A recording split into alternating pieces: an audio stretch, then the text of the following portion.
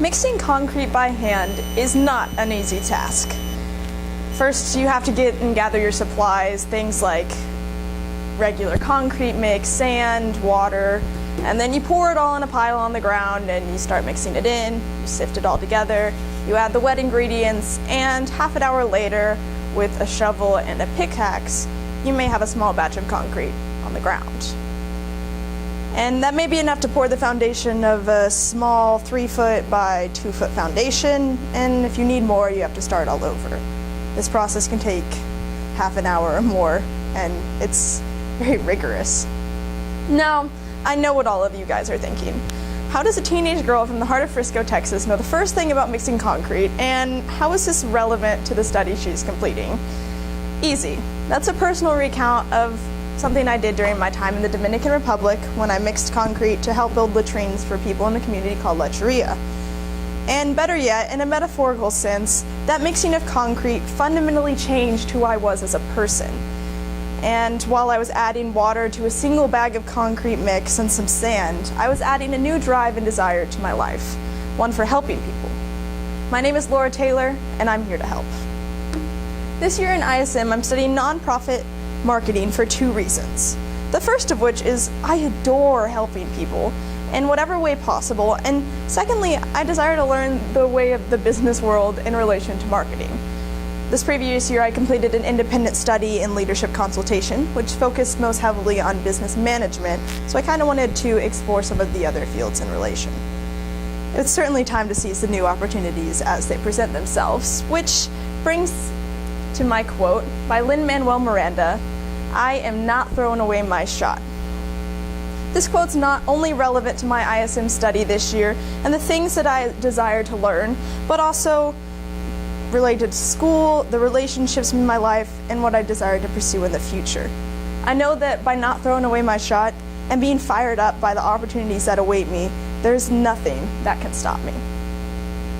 As some of you may know, the first step in an ISM journey is to complete a series of informational interviews in order to gain some first-hand experience in your topic of choice. The first person that I interviewed was Mr. Mark Gaither, who is the Director of Marketing and Communication at the Global Aid Network. The Global Aid Network does things like provide food and basic infrastructure in countries all around the world that are low socioeconomic. By doing this, they have a huge impact and can bring a Christian mindset in order to really get these communities back on their feet. When I met with him, one of the most important things that he expressed to me was, you need to go where you are called. He has a degree in engineering, actually, and lived for a really long time, an extremely successful career, but he realized he wasn't happy. And with that, he went and decided to uproot his family. They moved into Dallas. He went to seminary. They lived in a small apartment for a while where they were getting back on their feet, and he told me that he had never been happier. That was really important to hear. And we also talked about the importance of forming a strong brand and how a brand basically expresses everything that you are doing in your company. In addition to that, once you have a brand established, it's necessary that every part of your organization and the mission that you have lines up with your brand. Creating this cohesive atmosphere can really make the work you're trying to do effective. After Mr. Gaither, I interviewed Brittany Porsche, who's the Director of Marketing and Communications Director at Harvesters Reaching the Nations. So Harvesters Reaching the Nation is another organization that focuses on bringing this basic infrastructure to countries. They work majorly in South Sudan. That's the main place that they're working. So talking to Ms. Porsche, the most important thing that she stressed to me was the difference between a big company and a small one. She worked for a very long time in secular organizations, doing basic marketing, and she really expressed to me the fact that the larger your company is, the more specialized your job would be. Working at Harvesters now, which is significantly smaller, means that she has to be more generalist in the work that she does. She's not only in charge of the basic marketing, but she also has to do digital graphics and do news reports and put out for the company as a whole. In addition to that, I was asking her about the Christian mindset of Harvesters Reaching the Nations, and she told me that everything you do in life will be as Christ-centered as you choose, which stands true for the work that Harvesters is doing. After that, I interviewed Miss Natalie Combs, who also works at Harvesters Reaching the Nation as a financial coordinator. Talking to her, she's worked a variety of jobs in the financial world, and the most important would be some experience in the past at her old church. And so talking to her, the most important thing that she expressed to me was that it is necessary to be above reproach in this setting. That means that when you're working in the nonprofit setting and you're dealing with finances, it's absolutely vital that you make sure that everything you are doing cannot be traced back to an unfair or incorrect source. So if you're spending money, you have to make sure it's going to the right place. In addition to that, she expressed how important it is to find a place where you can spend time with your family. She is working at Harvesters because it has a schedule that allows her to pick up her kids from school and do the things she loves. And also, Ms. Combs expressed to me how money must go where it's designated. So if you go to church and you give a tithing and say that you want it to go to the children's ministry, that money has to go to the children's ministry, even if it may be needed somewhere else.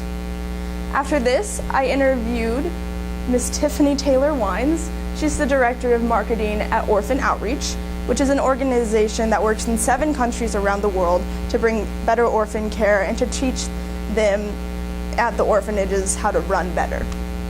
Working with her, the first thing that I learned was there are orphans all over the world, and adoption rates have been falling over the past century, which is a problem because a lot of countries don't have the equipment or the ability to care for them in the way that they maybe need to be cared for.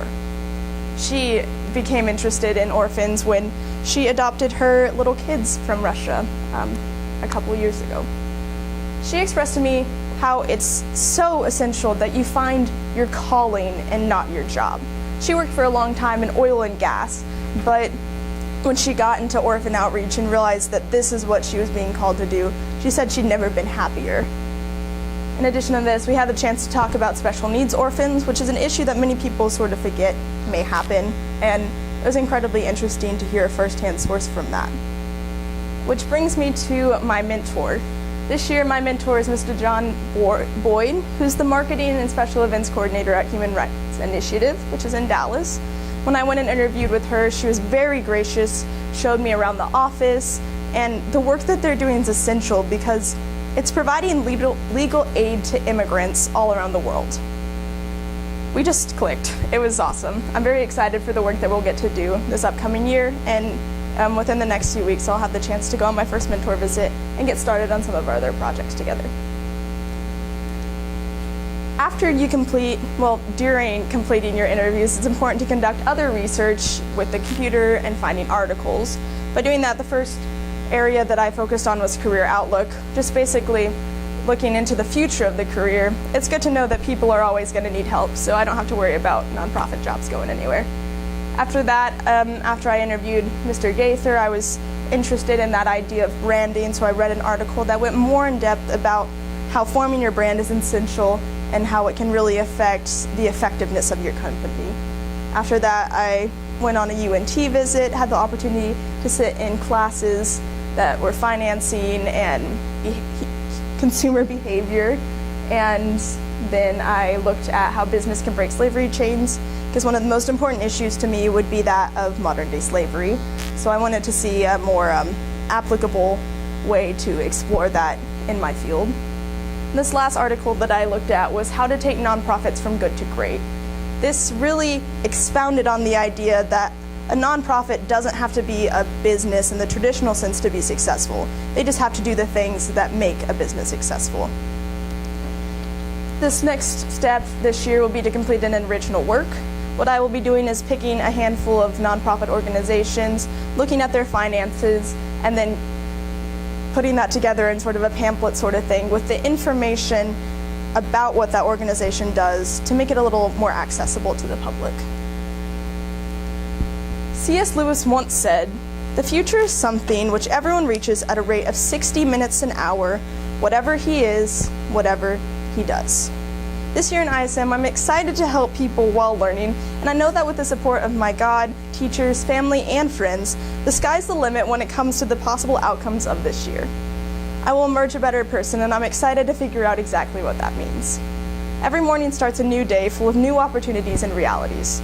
24 hours is more than enough time to change the world. So let's get started. Thank you.